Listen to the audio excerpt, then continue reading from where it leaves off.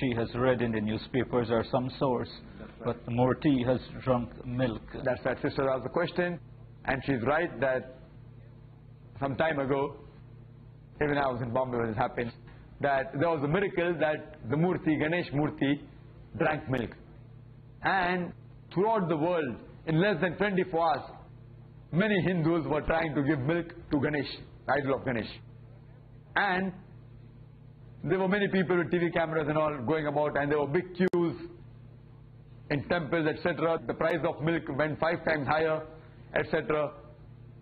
The point to be noted is that any person who has scientific knowledge knows very well that if you put any spout on a liquid, whether it be milk or anything else, due to the meniscus, that is the upper part, there's the curve on the superficial layer of the liquid, due to meniscus, this liquid will rise.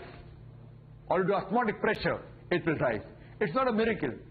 Even now, if you take a jug of water which has a spout and put it on the milk on the correct angle, the milk will start rising. And if it's made of porous material, like something which absorbs, it will absorb the liquid much more. It is not a miracle at all. It's a scientific phenomena.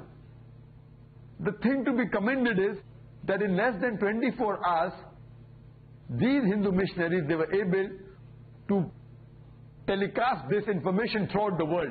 Even people in USA, people in UK, they were lining up in temples and, trying to give milk to this idol of Ganesh. And there were TV cameras in Bombay. We could see that behind the idol, you could see that the milk is falling down, The milk is going up and falling down. It's not a miracle, it's just a scientific phenomena. And even if I agree that Ganesh drank milk, imagine what is so great in drinking milk. Because Allah says in the Quran in Surah Anam chapter 6 verse number 14, Allah feedeth everyone but does not require to be fed. If Almighty God requires milk, then what kind of a God is it? Quran says in Surah Anam chapter 6 verse 14, Allah feedeth everyone but does not require to be fed. Anyhow, we Muslims, the Quran tells very clearly in Surah Anam chapter number 6 verse number 108 that revile not those gods besides Allah, lest in the ignorance they will revile Allah subhanahu wa ta'ala.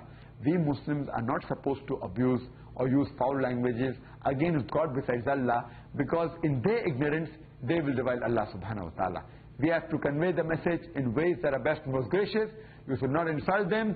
You should not use abusive language with them.